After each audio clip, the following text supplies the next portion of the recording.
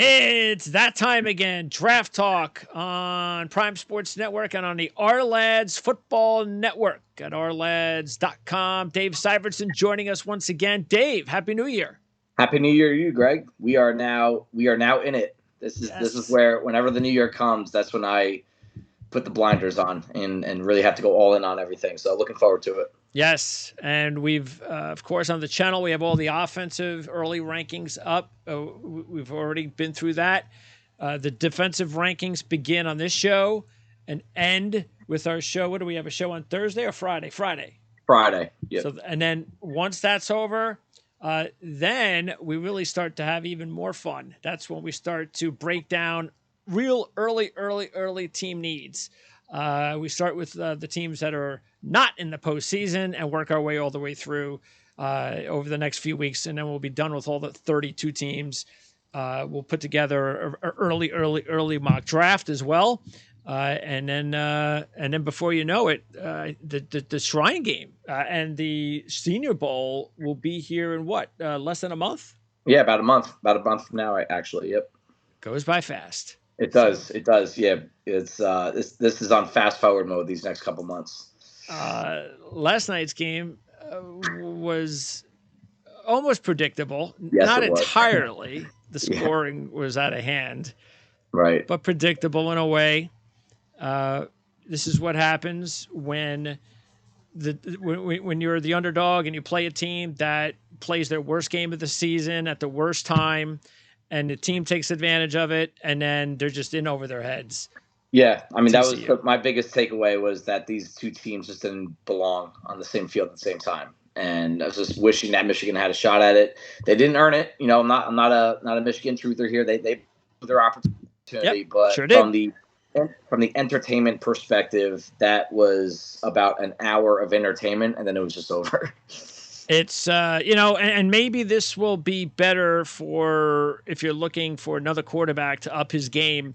We're always looking for better quarterbacks in the NFL. Maybe this will be what J.J. McCarthy needs, a nice kick in the ass to up his game because he's got the ability. It's just that, I think that when you have a player that has never lost basically like a regular season game since he was in high school. Like they were talking about, he's undefeated until he lost in the playoffs like a couple of years, even though he did not start last year when they lost in the playoff. But it seems like every time J.J. McCarthy is on a losing side of the ball, it's in a playoff situation. So maybe this is the best thing to happen to him is that he played bad. They lost. It wasn't a regular season game, but it was a loss. And he just has to realize that, you're not invincible. Stop with being too timid. Yeah, you throw a pick six, but then you liked some of the things that he did after that. But what you didn't like was the way they ended the game. It looked like that last series, the entire team didn't look like they wanted the ball. It's just it was a terrible last drive. But again, getting back to McCarthy, maybe this is what he needs to kind of say, stop. You know how you get, maybe I don't want to throw an interception. I'm trying to be too, a coachable, and I'm trying to do what my coach wants. You know what? Well, let it all fly. And if you let it all fly, I think McCarthy has it in him to be a pro quarterback. I agree with you. I think we're going to be talking about him next year as one of the top 5 guys in the class at the worst. I don't think there's any denying there's any debate around him. But this is all just part of the QB maturation process. And you almost want to see this. And, I know Michigan fans or those that wanted to see Michigan in the final, you're never going to want your quarterback to play like that in a big spot. But from my perspective, I like to see it because I'm looking forward to him being in those shoes next year and seeing, is there a different guy there or right now he is what he is and that's what he'll be. So those are going to be the two directions that he'll go in. He'll either stay where he's at or he's going to rise to the occasion next time he's in that spot because he will be back in that spot. Will it be in the playoff? I don't know, but he'll be in big games next year. And I'm looking forward to seeing how he responds knowing what just happened to him against TCU. One bit of news came out of Michigan, and that is that Blake Corum is returning. So I didn't see that. Yeah. I didn't see that. Coming back to Michigan. Okay. Not a complete surprise. Again, we did talk about it several times about the possibility, understanding that the injury was going to potentially cause him to drop a few rounds. Yep. And maybe that was part of it. Maybe it was also part of the, he tasted being that close to maybe winning the Heisman. And now, national if he can put together championship. a Heisman campaign and maybe be a part of a championship team, Yeah. his stock may raise a few extra rounds. Yeah, we saw Travis Etienne do that in Clemson. We were all surprised when he returned to school, and it worked out for him. And he's in a great spot in Jacksonville. He was ended up being a second round. No, he was a first round pick. Etienne Corum. I don't know if he's going to be that kind of player in the NFL, but I don't see him changing his stock much worse or much better from this year to next. But if he's a Michigan, bleeding blue type situation right now, and like you said, the knee injury is probably bad enough to take his stock down a round or two in this upcoming draft. And if he goes out and you're never going to get that opportunity again to be a Heisman. He'll probably be one of the Heisman favorites next year on a national championship favorite, one of the top 5 teams that will be projected to win that championship next year. You don't get those opportunities many times. So I good decision for him. I'm glad to hear that. Now, with Johnston, we talked about him as your top wide receiver prospect. Yeah. And we said, well, got to have a big game against Michigan. Got to have it. Yeah. And he had it. He had the big game that he needed to show everybody that he could very well be Dave's and maybe now everybody's number 1 wide receiver prospect. But you tell me, I didn't get a chance to see it yesterday, last night. Now you're facing potentially one of the top corners in the draft. How did that go? I haven't watched the tape yet. I watched the game live from the broadcast angle, only the first half, maybe a little bit of the third quarter, and then I called it quits at that point. So the opinion might change after I look at the tape from the all-22 angle. My initial impression was they just couldn't get him the ball. There wasn't a lot of time for Duggan to get the ball out. And if there is one negative on Johnston's game, he's not a sudden mover. He's more of a T. Higgins type where – he's going to be a bigger factor in deeper dropbacks for quarterbacks where, the quick strike, the suddenness, the route running, that's where I think he's kind of average, but he's way above average, borderline elite, the further into space he gets when he's got to go up and get the ball and then after the catch. So he just did not get any looks last night. The last I looked in the third quarter, I think he had 1 catch for 3 yards, and I don't even think they were looking his way that often either because – he was matched up against Ringo, who's probably going to be my top corner in the draft. And I think he even has some bracket help over the top. So it just looked like Georgia took him out of the. Yeah, it's an unfair grade evaluation. Yeah. It's a tough, kind of like an incomplete type. All right. So again, defense. We start with the defensive line and the edge on today's show. So let's and again, don't forget everything on offense is available on the channel, and we are going to start with the number 1 edge rusher. He could be the number 1 pick. It's possible because let's keep in mind Houston, and this was talked about on my other shows for the past couple of weeks, especially going into the game last week, that Houston, if they won, they were going to screw themselves out potentially of the number 1 pick. But Chicago has a quarterback. The difference, though, is what Chicago's going to look. If I'm Chicago, and we're going to be talking about your number 1 edge rusher, Anderson, and then we're going to get to Jalen Carter as your number 1 interior defensive tackle. I'm going to assume that you feel that those guys are very close in their rankings. 100%. So if you're Chicago, wouldn't it be better knowing Houston is at number 2? Wouldn't it be, and they're going to take Young. Wouldn't it be better if Chicago just went ahead and just, all right, who wants to come up here? Especially, who's number 3 in the draft? Do you know? Arizona. All right, so they don't need a quarterback. Yep. So Indianapolis is 4. Seattle's 5. Indianapolis needs a quarterback. Yep. So okay. You have Indianapolis top at 4, Seattle at 5, which I think quarterbacks in the discussion for them. That isn't not agreed on with everyone. Detroit at 6, not sure there. Vegas at 7, Atlanta at 8. Oh, we know Carolina Vegas is looking for a quarterback. Yeah, Carolina at 9. I mean, you have 6 teams in the top 10 that you can make a realistic case right now that will want a quarterback. And if you can get at least 2 of them into a bidding war for number 1 overall, that's where you could start to play the game. Here's the question, though, Greg. If you trade back too far, you now lose out on the opportunity. So 4 I'm would curious. probably be ideal, wouldn't it? 4 would be ideal. I mean, you prefer 3, but right. Arizona doesn't need a quarterback. So let's say it's Indianapolis. Yeah. All right, because let's say they say to themselves, maybe what they're doing, and this is where a lot of the chatter, you have to understand also what's going on. What are you hearing Arizona's going to do? If you feel that Arizona is going to stay put, the only problem is that Arizona, even if they stay put, because what you really want is you want Arizona also to trade out. You want someone to come in and get a quarterback from Arizona, so you'll get either Anderson or Carter at 4 with the Colts. Yes. Right. But if you don't think Arizona is going to trade out, then you're going to lose out potentially on both of those guys, and that's when it gets a little tricky.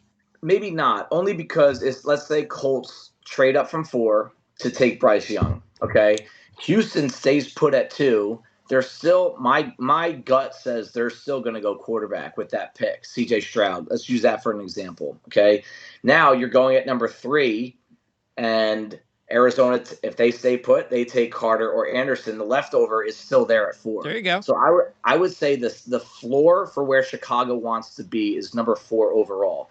They could trade back and get a ransom from Carolina, like we said, Vegas, Atlanta even, but they would have to use some of that ammunition to come back up and maybe trade back up to 3 overall, right? I mean, that's where a lot of discussions, a lot of meetings, a lot of honest conversations need to happen with Ryan Poles, the new young GM for Chicago. He's got $100 million to spend this year and the number 1 overall pick. That's not that you don't see that very often. So they will have a lot of options on the table, and I'll be curious to see what kind of value he gets out of that pick, because I don't think they're going to stay put. Yeah, they need talent, no question. Yes, and 4 makes a lot of sense. It really does. It 4 does. to 1. I agree with you. Makes too much sense that the Colts could move up there, because if you're the Colts and you know that if you just move up to number 1, you're getting Bryce Young. I mean, you got to do it. You have to figure out a way to do it. But they got to stop trying to get these old veterans, back 9 quarterbacks, hoping that they can build a team around them. I mean, Rivers fail, Wentz fail, Ryan fail. So it's time to start over at quarterback, and they will be in a position to do so. See, the problem though is Houston wouldn't have had any of this issue had they just lost on Sunday, and then dramatic win too. Yeah, I know, right? Going for 2. Going for 2 with the offer. I mean, come on. If I am running that organization, man, maybe that's part of the reason they fired Lovie Smith. If I'm part of that organization, I'm going, hey, you make sure you do everything in your power. I'm not telling you guys to coach to lose.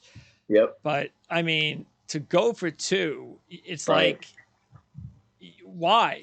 Why do that? Yeah, I know that. I mean, you could have still lost in overtime, and you played hard. You did hard, and we kept our pick. Now you just why do that? Yep, so I agree. Anyway, so look, maybe Houston. See, I don't know. If you're Houston, I guess it would depend on how much you really thought. And what do you think? Do you think there's going to be Stroud played really well in the game last week? I think he answered a lot of the questions that you wanted answers to. Yep. So if you're Houston, do you think Houston is going to just sit back and they're going to go, okay, it is what it is, and we're going to take CJ second? It's a loaded situation, because I think next year's quarterback class is looking you square in the eye right now, and it's almost, do you shop the pick and try to get a future one, build up ammunition for trading up next year if you don't end up this high in the draft? But Drake May and Caleb Williams and McCaffrey, they're all going to be in the draft next year, right? And if Houston wants to just roll with Davis Mills for another year, knowing that the quarterback will be there in the next draft, it's a tough thing, because the quarterbacks, I mean, I bring that up because I don't see Stroud as the elite quarterback prospect. I think he can start in the NFL. I think he's better than what Houston has, but one game against Georgia doesn't tip the scale enough for me to overweigh what I've seen previously from Stroud. And again, I have a first-round grade on him, but to lose out on Bryce Young, who I have multiple tiers above Stroud, and settle on Stroud, I just don't know if that's going to take them out of the basement. So it's a loaded situation. Push comes to shove, I think they stay at 2 if Young's off the board and they go Stroud. Okay, so what would be the next step from going from we'll trade down a little bit and we'll take the third quarterback? Who right right? now is your third quarterback? I mean, I think league wide, it's going to be Will Levis, even though the tape Oh, just wasn't there. I think that's where he ended up. I don't think Hendon Hooker is going to hop over him. I personally have Hendon Hooker and Will Levis with the same exact grade right now. The pre-draft process, Hooker's knee is an issue. His age is an issue. He might miss all of his rookie season. So now you're talking about a oh, if you're going to do 26-year-old. that, then you would just do what you said, and that's wait till Right. next year. And exactly. And I mean, I'm telling you, man, there is going to be so much quarterback movement in the league this offseason with veterans. I think last year was just an appetizer with the trades of Russell Wilson and Deshaun Watson. I think we're going to see more of that because I don't think everyone's convinced with these quarterbacks in this draft. And not everyone can wait until next year. And there's just a lot of quarterback upgrades that need to take place. Anthony Richardson, whether you love him or hate him, there are things he can do on the field that nobody else can in this class. He would be better off in a spot though where he can sit for a couple of years. Right, and I would leave at least 1 year, and I still think Houston can get away with that. Let Mills play one more year, or just go grab one of these veterans that will become available. Right, Jimmy G, grab him for a year. Baker Mayfield, grab him for a year. Don't force Richardson onto the field, but at least you have your guy, and you can kind of go into the future building the rest of the roster. But I'll tell you what, it's very gray behind those top two, Stroud and Young. You can make a case for and against everybody, to be honest with you. So Chicago in this spot, Will Anderson, Jalen Carter. Do you think, knowing that more than likely, like we just surmised, they'll get one of those two guys, more than likely, if they trade down no further than fourth? Yeah. If to you that makes the most sense, okay, but I guess if they don't get a package like that, then right now it's Anderson, Carter. Who are you leaning towards?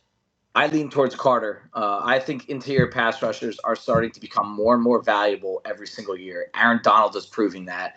Jalen Carter is not that kind of player that Aaron Donald is, just the raw athleticism that you have in there.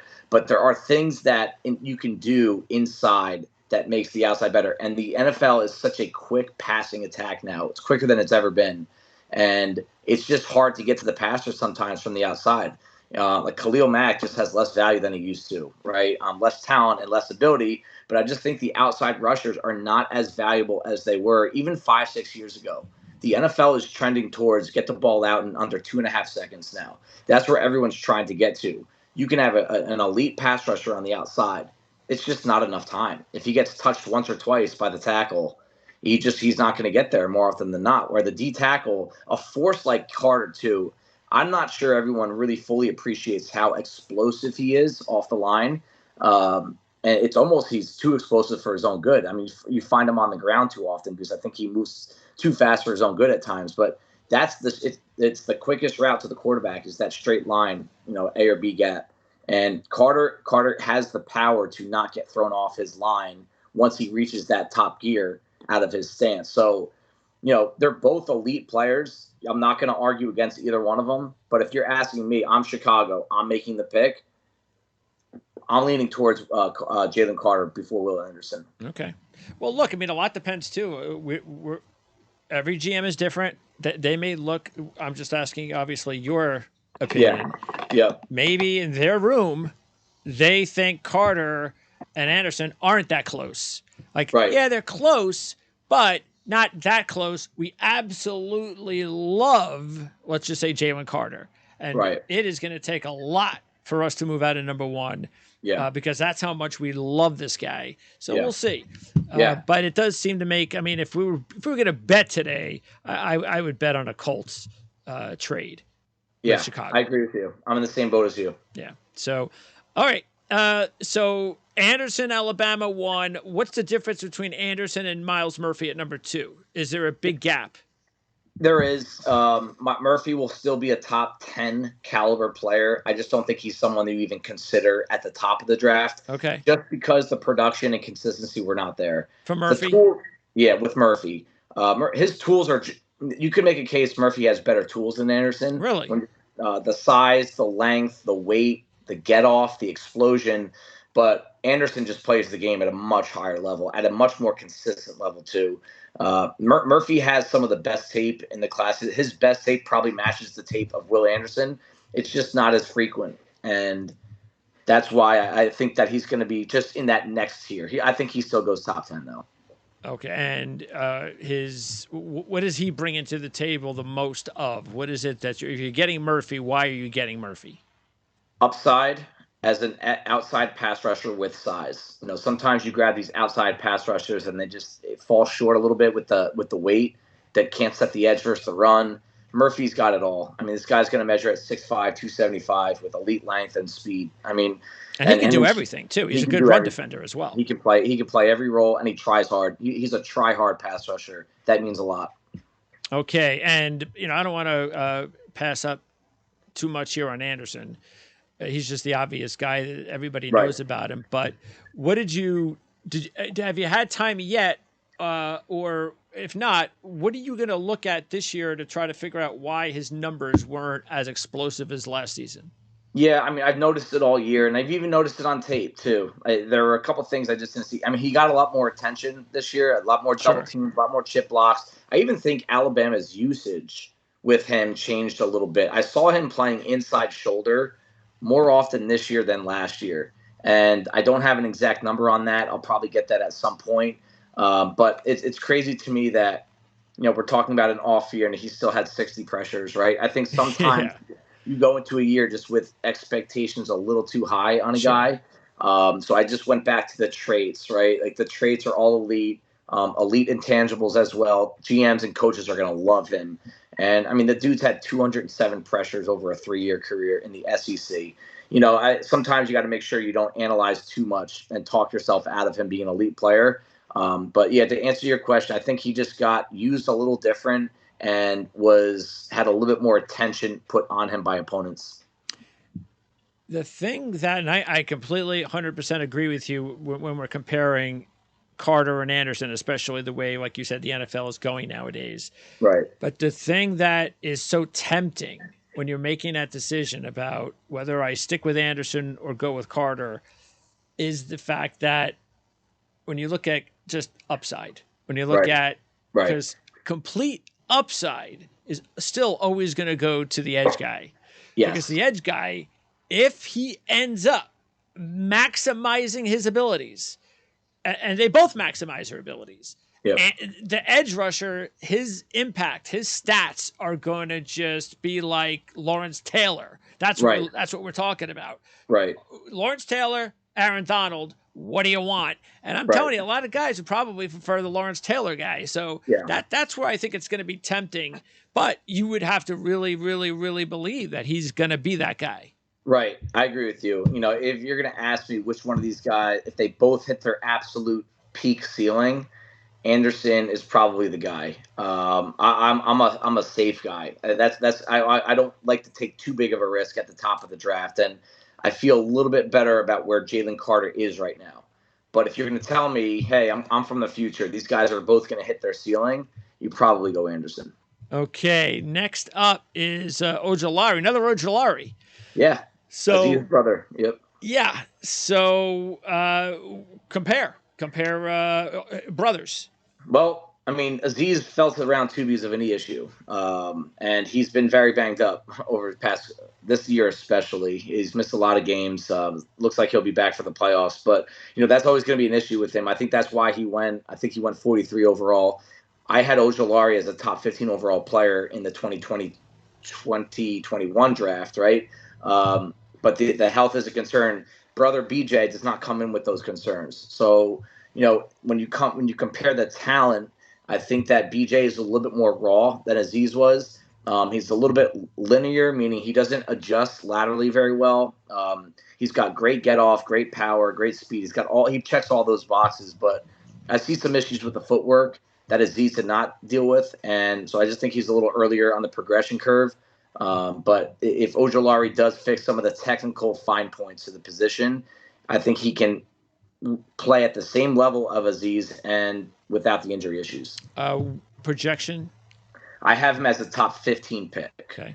So this is where the edge group kind of starts to. It's a deep group, but after Ojulari, I have a lot of these guys end up like in the 20 to 25 tier. Okay, Nolan Smith. Yeah. So we know what kind of an impact player he is, and he Yep. was even just a couple of years ago. Yeah. What are you looking at here from? And it's another Georgia player, another top defender. Yep. Not all these guys are going to work out. Some of them, Right. because we don't even yet know. We haven't, because I know it's only been one season. But what was the kid last year? The small linebacker. Nakobe Dean. Yes. Yep. So you looked at him and you're like, a tremendous college player, but his size was the reason why talent wise, he's probably top 20 pick, but he's just too small. Right. But anyway, the point is that not all these guys are going to turn out to be superstars. So do you think Nolan Smith can be? He needs the right system, and he's going to measure in. If you remember a few years ago, his name was Zach Bond, outside linebacker from Wisconsin. And there were some guys that loved him. He was an excellent college football player, but an edge player in the NFL that's going to measure in at under 240 pounds, 6'2", average length, if not below average length, it just doesn't work. Every now and then you get an anomaly that will come in. Hassan Reddick, even though I think Hassan Reddick plays a completely different style than Nolan Smith and Zach Bond. That size and lack of length, it's really hard to work with in the NFL. And I'm concerned about Nolan Smith. I think he needs the right system, to the right defensive coach that will play him in a buck linebacker type role in hybrid defenses, meaning he can on one down play a 3-4 outside linebacker, mainly against the pass. Then he can also drop back to an off-ball linebacker in like more of like a 4-3 look. Patrick Graham plays this kind of scheme in Las Vegas. I think that'd be a great fit for him. But they'd have to either move up into round 2, or I think top 10 would be a little too rich for him. But there are a lot of people, they love the explosion, the speed. It's all legitimate. That's where I kind of cut off the Zach Bond comparison. He's a lot more explosive. Completely different tier. That's why I have him as a first-round grade. Bond I had as a third-round grade back in the day. Fortunately for him, the injury he's fighting right now is it's a pec injury. So we're not talking about anything with lower body. Okay. Not fearful of him losing any of that juice. Okay. So that's where I stand with Nolan Smith. Needs the right system. If he can get into the right system, he can be a dangerous player. But your main concern is his size, overall size. Undoubtedly, yes.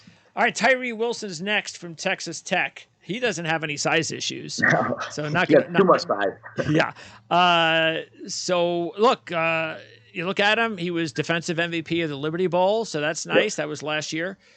So he could step up on a big stage and get the job done. What are we looking at here? Just overwhelming size and production. The amount of plays that he made behind the line of scrimmage against the run, is just out of this world. It's something you don't see that often. He's 6'5". He's going to measure around 280 pounds, 85-inch wingspan, 36-inch arms. He has like this Mario Williams type vibe to his game, his size, his mass, his power.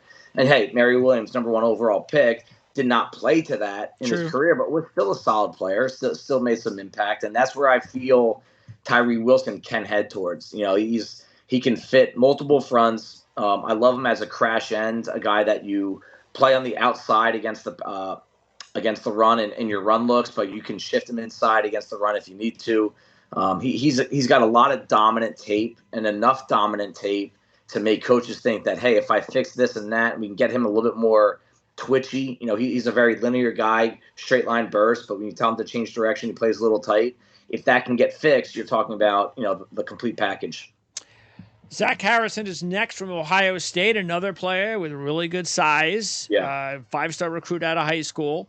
And one of the things that I think has been his biggest issue has been inconsistency. Yeah. And I don't know, it seems like you get that a lot with Ohio State players. I don't know what the deal is with that, but fact is, very, very talented kid. Yeah. What did you like about him? Do you think, and because of that inconsistency, where do you think he lands? So I compare him to Tyree Wilson in that, he's playing against a little bit tougher competition week to week, but he's in the same, hey, he's like a big ball clay that you're going to need to mold and take time and be patient and really develop. And some teams in the NFL, they're not good at developing players. They're going to throw him onto the field right away and tell him to play 40 snaps a game, where I think he's someone that you put onto the field for 20 to 25 snaps per game early on, get him, to fix one thing at a time. And if he does, he's got dominant traits. Like you said, the size, but also the speed. When he really turns it on, I mean, he's made some plays against the run on the other side of the line that I don't think many guys on this entire group could make, Will Anderson included. Just the closing speed and the burst. But again, just tight leverage is an issue. Lower body is just an issue overall with strength and power and bend. But he's shown enough. There's enough tape there for someone to think they can develop into a star player. Harrison's going to be a swing for the fence. You could see him being a backup for his entire career, or you could see him being a star. And so does that mean third round? I think because of the position, I think it's going to be second, early two. I think it's going to be early two because if you hit on a guy like this with all the tools at that position, it can change your defense. And okay. But it's still going to be a risky pick. Yeah, if you pick him in the second round, it's going to be risky. Yeah, I mean, I feel good about him in round 3. Round 2, it's a risk with a high reward.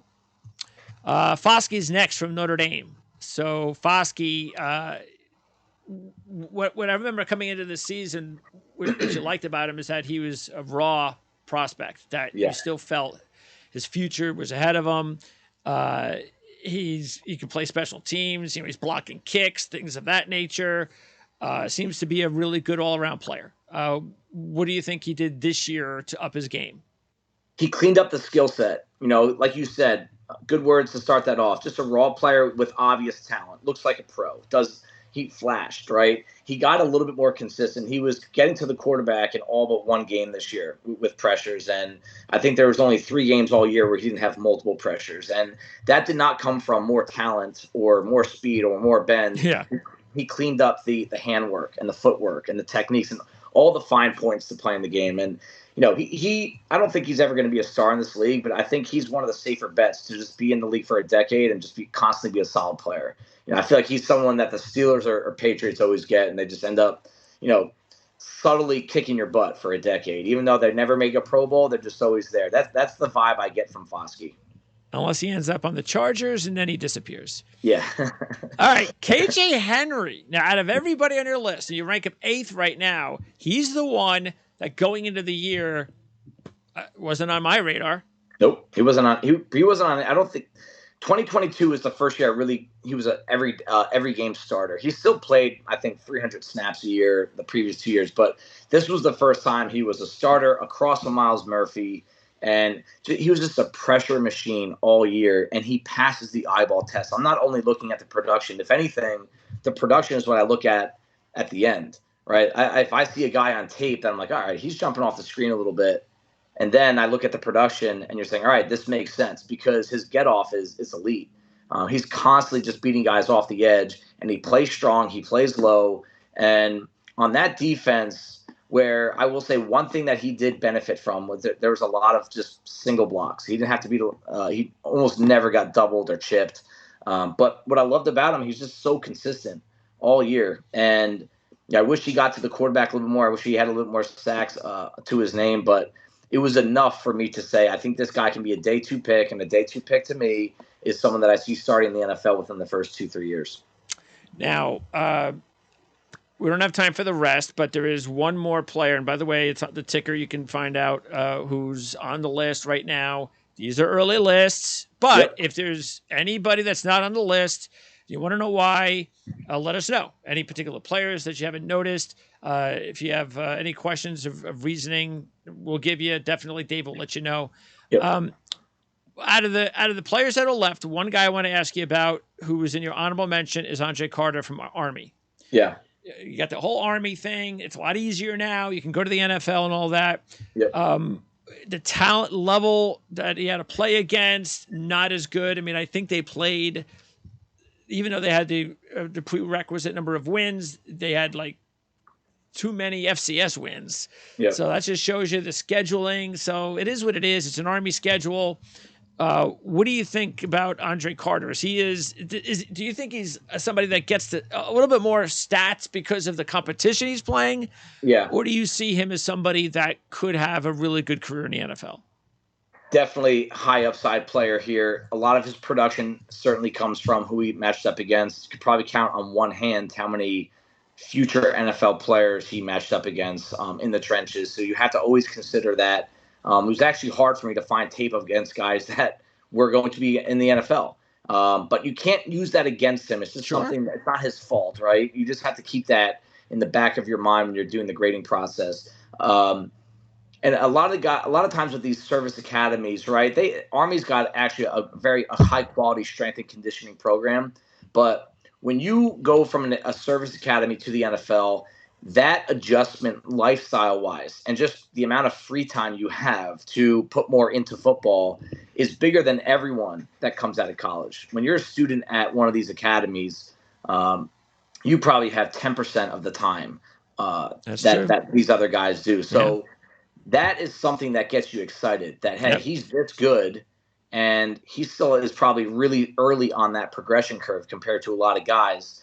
My question is there's a little issue with the bend and the power in his game. And that concerns me that for a guy that's going to stand at around 6'7", that. Well, where's he playing too? Because wasn't he playing outside linebacker? Yeah, they use him in a lot of different roles. And again, there are weight limits at Army. They're not as strict as they used to be. So I'm curious, how heavy is this guy going to play at the next level? Is he going to gain a lot of weight? Is that going to take some juice away from him? Is he what he is right now, and he's not going to get much more powerful? Because if he doesn't add more power to his game, I don't see him being a first, second, or maybe even a third round pick. Where do you think he should play? I think I would love to see him mold into a Danielle Hunter type 4-3 defensive end. That's where I'd like to see it. And it'd be a 2-year project. So gain a little bit more weight, gain a little bit more bulk. weight, and just get more experience with playing with your hand in the dirt over and over, not all this back and forth stuff. And that's where I see him in the future. And because of that, I still think it's an extra year of work compared to someone that would be coming from Georgia in this situation. All right. Well, before we move on, trivia question. Uh-oh. The last top 100 NFL draft pick from the service academies was back in 1959. Whoa. Okay. The Super Bowl era record was number 108 in 1986. Who was that? You're going to stump me on this one. I don't even have anything flashing in my head right now. Well, how old were you back then? In 86. One. I was born in there 85. You go. It's kind of hard to, Napoleon McCallum. Wow. Wow. Yeah, I remember him because I was 18. Wow. So, yeah. That's a good question. I'm going to write that one down and bring it with me to the bar next time. There you go. Okay, so that's the edge. Now let's go to the defensive tackle. We've already talked a little bit about Jalen Carter. So go ahead and just finish off. What makes Jalen Carter the type of player that you believe? I mean, do you think he's got what it takes to be another Aaron Donald? Yeah, just not the same player. I think he could be a closer. Yeah, nobody's like Aaron Donald. Yeah, I mean, Aaron Donald to me is on the Mount Rushmore of defensive players in the history of games. So I don't want to put that especially with his size. I mean, it's just it's rare of all rare for him to a player that size to be that disruptive in the middle. Right. I mean, in today's NFL, because everyone I feel like just has a good gist of what's going on in the NFL right now. If you look at what Quinnen Williams is doing with the Jets, and if you look at what Jeffrey Simmons is doing with the Titans. Just like that's who I think he could be pretty early in his career. Just the best player in the defense that makes players around him better. He'll get to the quarterback. He'll defend the run. He'll make plays beyond the line of scrimmage. And that he can beat blockers inside however he wants. It could be power. It could be speed. It could be quickness, redirection. So, he does it all. And when I see a player this big, this powerful, this fast, move the way he does and play as low to the ground as he does, like the flexibility and mobility in his knees and ankles, it's just so rare. I mean, I almost have to rewind some of these plays and just like, did I actually just see that kind of movement? And you add in the fact that he's at Georgia. You add in the fact that everyone at Georgia said he's been the best player in that defense for 2 years now. Think about the amount of players that have come through that program in the past 2 years. Their coaches are saying he's the best that's been there. That has to put him up in the. And the number one pick last year, Georgia. Yeah, right, exactly. So that's why you would think it's very possible they could do it again. I agree. Yep. All right, Brian Brzee from Clemson is next, and Yeah. five-star recruit. So he came with the goods, and sort of like Trevor Lawrence, was immediately a star in college, but he had a little hiccup with the torn ACL, Yep. so he's had to rebound from that. He's also appeared to be more, and again, this might be statistically, but he seems to be ahead of the game more on the run defensive side as Yeah. opposed to a pass rusher. So, where does he fit in as far as top 10 pick? Top 10 pick. I can't see him escaping the top 10 unless something weird happens with the quarterbacks, right? If all of a sudden you're getting 4 or 5 quarterbacks coming into the top 10, maybe that would bump him out because I think he's like borderline top 10. But yeah, ACC Rookie of the Year, 5-star recruit. He started off on the top, and everyone immediately said, hey, this is going to be a future pro. Maybe put some unrealistic expectations on him. Then he tore the ACL. Then he had some personal issues that were pretty well documented this past fall. So you don't want to put too much credence into some of the shortcomings that I saw on tape coming back from the injury, and then also just knowing some of the issues that he'd been through, because there were a few that would worry me a little bit. But with that said, and they revolve around pad level, lower body strength, and power. I think he's a very top-heavy player, which is okay, but the NFL seems to take advantage of that against the run. And if you're going to draft him to be an elite run defender with pass rush upside, that would concern me a little bit. But when you're talking about the tools, the speed, he runs in the 4.6s at 310 pounds. I mean, that's just ridiculous with that kind of size. And a good kid. He's got enough production on tape. He's a good football player. The medicals, I think, will be important. And I would want to know, if I ever got him in a room, I would want to know how long that recovery took him. Okay. It's one thing if an ACL happens to a 200-pound, 190-pound wide receiver, but a long-limbed 310-pound defensive tackle, that it just takes longer to recover from. And he's a guy that relies on speed, quickness, and he just looked like a little lethargic, and his pad level got a little too high. And that always tells me is there an issue with the lower body. So that would be one thing I would just want to do a little bit more digging in on if I were considering taking him. All right, next up, and I'm gonna get this one. It's Tuli Tuipulotu. Tuipulotu. That's okay. I think Tuipulotu. Tuipulotu. Yeah, that's what we're gonna say. All right, Tuli Tuipulotu. Yeah. See, as long as you keep saying it, Tuipulotu. Yeah. Tuipulotu. Yeah. I'm sure the guy who's USC, the radio guy, whoever covers this, probably just did that 1,000 times. So he's going to sleep. Tuipulotu. Yep. Tuipulotu. I mean, they have so many of the Samoan names on that roster every year. Those guys are pros at it right now. Yeah. Anyway, what are we looking at? A 3-4-5 tech? Yeah, 3-4-5 tech. He could be inside. If you remember Tyson Alualu, who ended up being a number 10 pick from Jacksonville, didn't really hit his ceiling there, but then went to Pittsburgh and started to shine. They put him as like an undersized 3-4 nose tackle. Similar profile to Alualu. Just one of my favorite players to watch. I think I'm a little higher on him than most. One of the most productive college defensive linemen over the past 2 years. And if you watch his tape, you could see why. He's got some of the strongest hands you're ever going to see. Just controls the engagement right away on contact with great bend, and he's got a great feel for the game.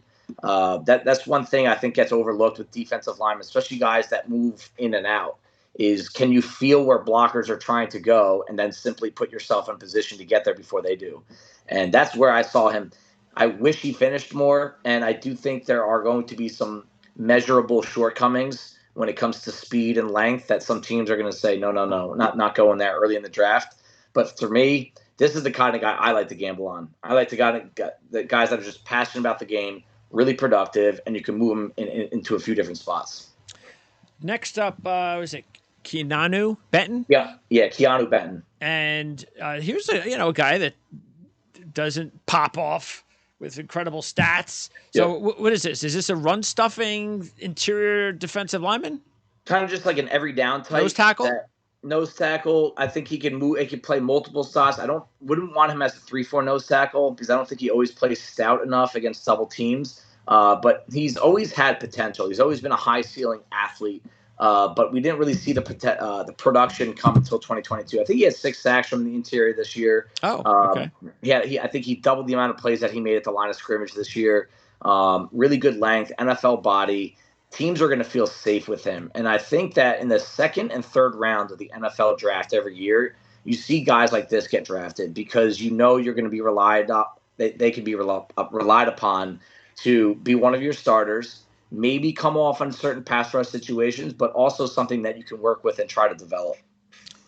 Next up is Siaki Ika from Baylor, played with the LSU team, the national championship team, a few years ago. Transferred when he reunited with Aranda at Baylor. The 2021 Big 12 Defensive Newcomer of the Year. So you're looking at 350 pounds-ish. This is just a guy that is just going to – this is a 3-4 nose tackle, right? This is a run-stuffing, clog-the-lanes types of guy?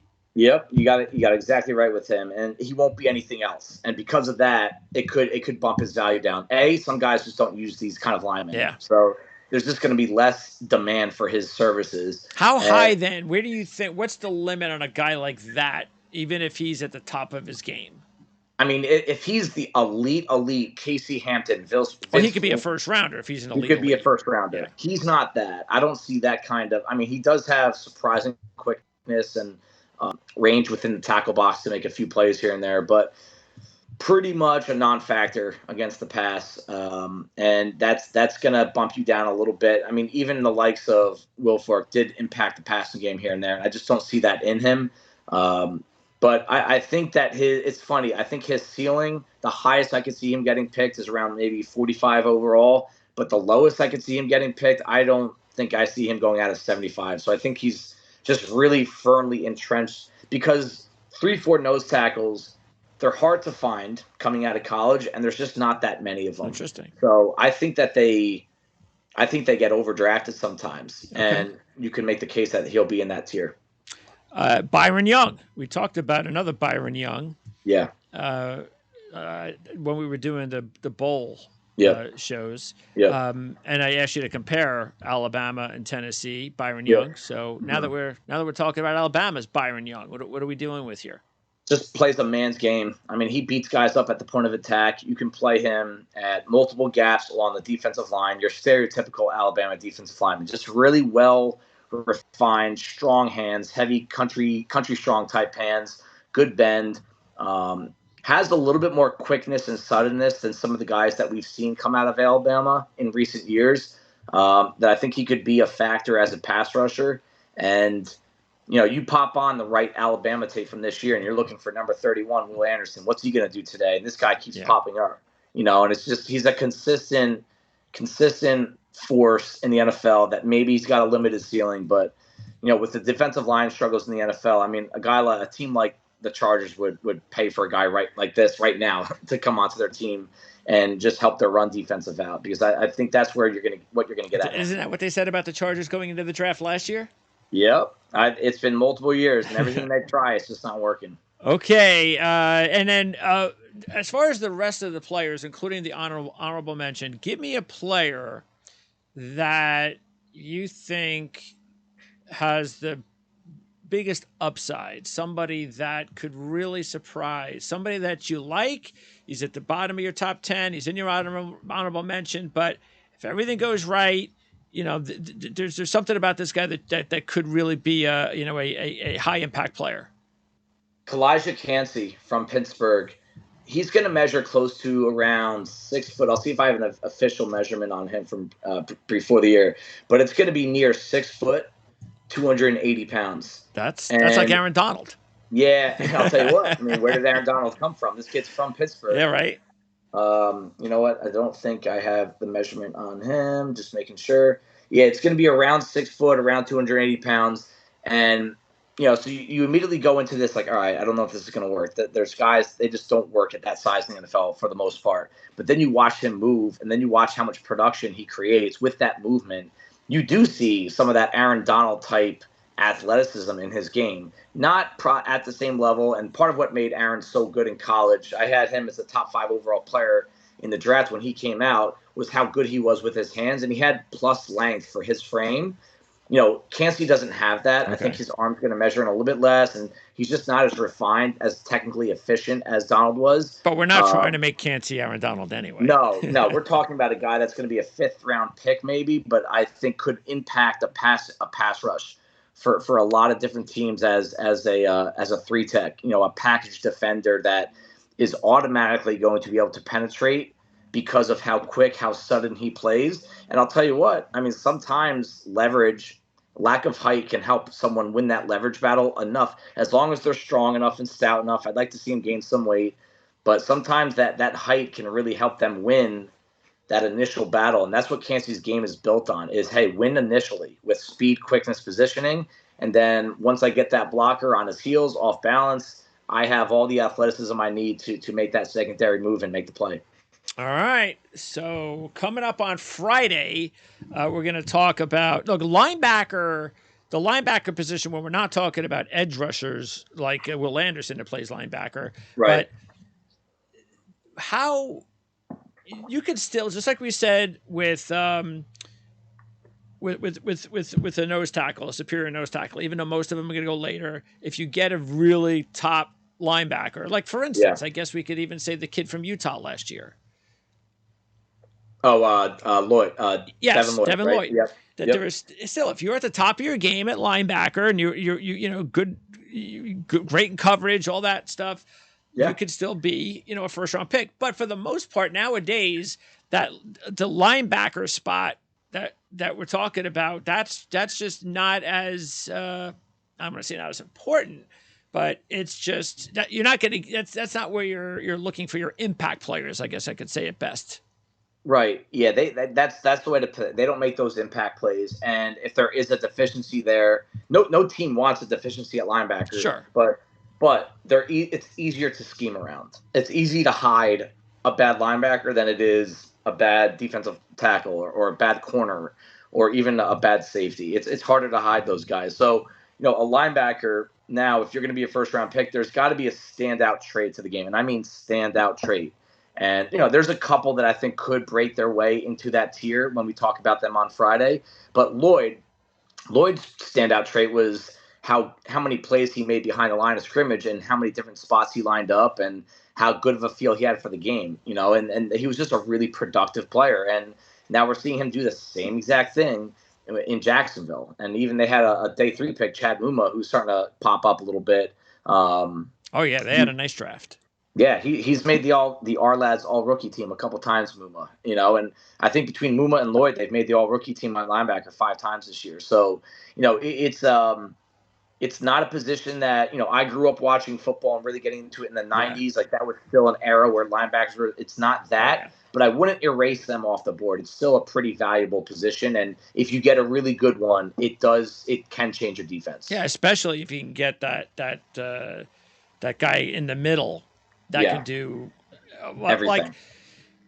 Like I can use like CJ Mosley is an interesting example, because when you watch him as just a fan, you see no impact plays at all, and you're going, this guy is overrated, he's overpaid, that's not why they brought him here. But first of all, he was coming from a 3-4 defense. Right. And the Jets have now changed to a 4-3 defense. Right. He's also lost about 15 pounds after his injury. So he's a completely different player than he was at Baltimore, complete size and all this stuff. But my point is that he's so valuable to the team because he's a quarterback of their defense. And we know how important that is. Getting everybody in the right spots, being that focal point that if you just remove him, it's one of those things where you don't really know how much you miss him until you remove him. Right. Yeah, it's like the heartbeat of the defense, right? You might not always feel it, see it, hear it, but if you remove the heartbeat, everything starts to fall apart. And those are, I'll be honest with you, from my vantage point, when I'm scouting these guys in college, that's something that you have to really kind of get some deep dive information on. You can sometimes tell on tape. Sure. Who's calling the shots, but that's where like the interviews are really important. The relationships that you have with college coaching staffs and, the visits that you have to the schools and you talk to everyone, that even like the strength and conditioning coaches, the cafeteria workers, right? That kind of player, Mosley is, it's incredibly valuable, but you don't always see it on tape in the box score, and that's where you have to be a little careful with scouting players from our perspective. Is hey, we'll do our best with the tape, and whatever information we get, we can put into there, but you always have to kind of keep that in mind that if you don't have access to that kind of information, the real final report, it's incomplete. When we do the linebackers on Friday, are you going to basically put them all into the same group as far as cover linebackers, Mike linebackers? It's just all be in the same group? Yeah, that's what I've always done. And by the way, we said this a few weeks back, a few months actually, when we started this. We will, at some point soon, put an extra list together that will separate exactly what we're talking. Mike linebackers, slot corners. So we'll specifically have roles for these players to make it a lot easier for the fans to identify players of, hey, I need a Mike linebacker. I need a cover linebacker. We're going to break that down for you. Yeah, we'll section those guys off. Yeah. And then also we're going to do the secondary next on Friday as well. So we're going to run up the secondary, and it's another thing. We'll put a list together at some point for hybrids. Yeah. Hybrids are definitely, right off the top of your head, can you name the best hybrid linebacker, defensive back coming into the draft this year? Or is it nobody stands out this year like last year? Trenton Simpson, who's my number one linebacker from Clemson. I have him as a linebacker, but he could play an Isaiah Simmons type safety hybrid linebacker spot. Okay. So that's who my answer would be right now. Okay. All right, again, it's coming up on Friday. And then we start the team needs and all that other stuff. So it's going to be a great run all the way through to the draft. Dave, appreciate it. We'll talk to you again in a few days. Thanks, Greg. We'll see you Friday.